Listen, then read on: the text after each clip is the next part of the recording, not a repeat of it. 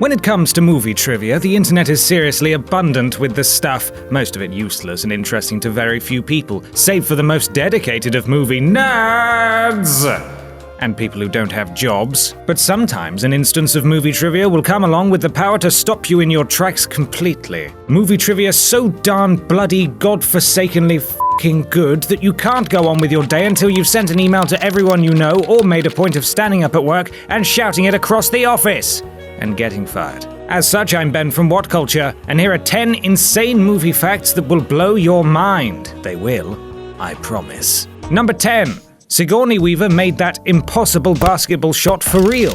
Alien Resurrection. Alien Resurrection is considered to be a somewhat naff entry in the Alien canon, and that's partly because it's an alien film with a basketball scene in it. Still, there's a reason why this moment exists. It's to showcase how badass the new Ripley is, and sees her attempting to make an extremely tricky shot from past center court without looking. Sigourney Weaver wasn't ever supposed to pull this off. It was always the intention of the director to use CGI to achieve the effect. Nah.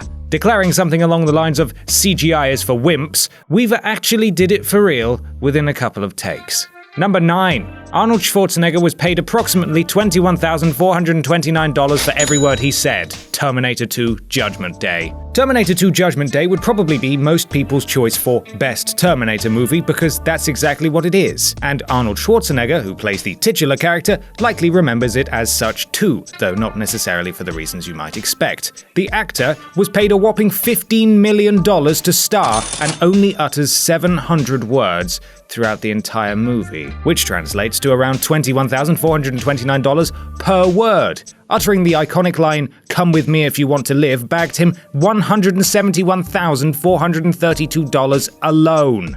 Number 8.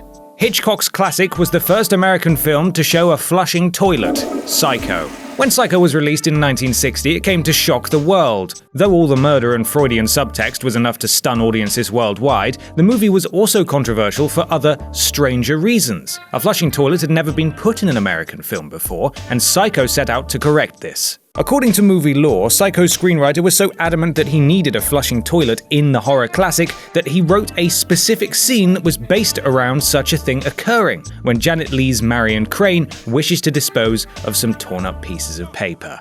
Number 7. Michael Myers' mask was just a Captain Kirk mask painted white. Halloween.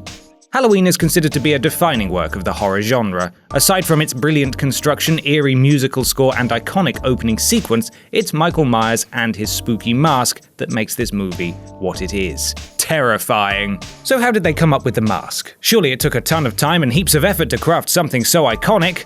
Bollocks! Believe it or not, Myers' mask is actually just a Star Trek Captain Kirk mask painted white. Tommy Lee Wallace, Halloween's production designer, had an incredibly small budget to work with, so he went and picked up the mask for $1.98. So, the reason Halloween was so scary? William Shatner. Number 6. Alfred Hitchcock refused to ever meet with Steven Spielberg because he felt like a whore. Alfred Hitchcock was one of Steven Spielberg's greatest idols, with his influence most noticeable in his 1975 masterpiece, Jaws. After the success of the movie, Spielberg decided that he might finally be able to meet with his hero, and spent days lingering around the set of Hitch's latest movie, Family Plot. What happened? Hitchcock asked that the lingering man be removed. When Hitch was told that it was Steven Spielberg and that he just wanted to spend 5 minutes in the master's company, Hitchcock said that he knew who it was, and that's exactly why he didn't want to meet him. But why? Because Hitch felt like a whore, having agreed to provide a voiceover for the Jaws ride for which he was paid $1 million. "I can't sit down and talk to the boy who did the Fish movie," he said. "I couldn't even touch his hand." I suppose you could call him a shit idol for Spielberg for whackers. Hashtag shit idol for Spielberg for whackers. Number 5. There's a potato and a shoe in the asteroid field. Star Wars Episode 5, The Empire Strikes Back.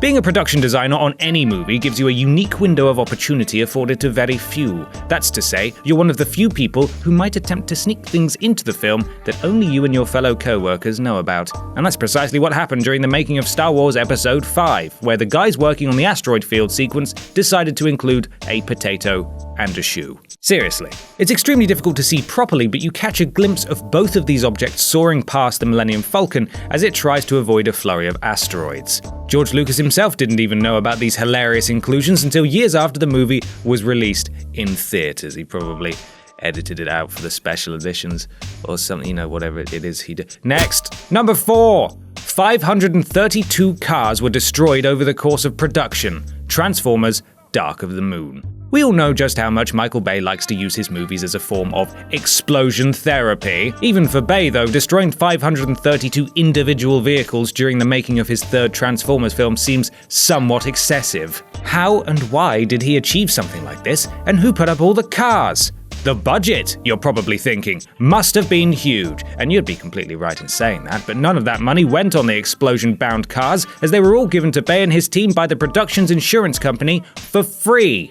You see, every single vehicle was flood damaged and were therefore considered to be worthless, much like the movie that resulted from all this. Ho! Number 3. The first time Michael Caine saw Heath Ledger as the Joker, he forgot his lines. The Dark Knight. Most people will agree that the best thing about The Dark Knight was Heath Ledger. Despite not seeming suited for the role at first, his subsequent transformation into Batman's most famous nemesis was a genuinely remarkable feat. And that's exactly what Michael Caine would likely tell you too, going on the basis that he forgot to say every one of his lines the first time he ever saw Heath Ledger working his iconic Joker magic. The scene in question? One towards the beginning of the film, where the villain crashes a Harvey Dent fundraising gig organized by Bruce Wayne. The way Caine tells the story, this was the first time he'd ever seen Ledger in character, and it frightened him so much that he just went blank while the scene continued on. Number 2. Jim Caviezel was struck by lightning during the Sermon on the Mount scene, The Passion of the Christ. Perhaps if this slice of movie trivia had occurred on another movie,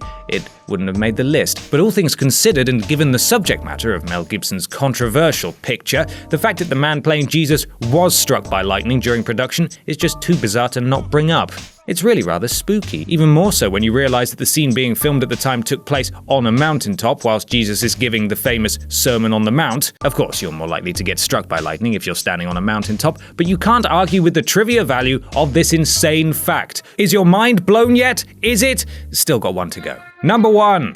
Qui-Gon Jinn's communication device is just a Gillette Sensor XL razor for women. Star Wars Episode 1: The Phantom Menace. One of the great things about Star Wars is the sheer attention to detail apparent in every frame. The production designers on all 6 films obviously took pride in their work, and it shows. The weapons, the costumes, the gadgets, all of them feel real and intricately produced. Well, at least that's what you might have thought until you realize that some of the props are just normal, everyday objects. In this case, we're talking about Qui-Gon Jinn's little communication device, which is just a redecorated Gillette Sensor XL razor for women. Gillette Sensor XL razor for women. The razor that all women deserve. Available now for the low price of $4.99. I don't actually know. I don't know how much it costs. Stranger still, it was then put into shops as a toy, so you could buy it for your children for a whopping $30. Bargain. And that's our list. Are there any facts we missed off that blew your mind? Let us know in the comments below, and don't forget to like, share, and subscribe. You can even follow me here on Twitter if you're fancy.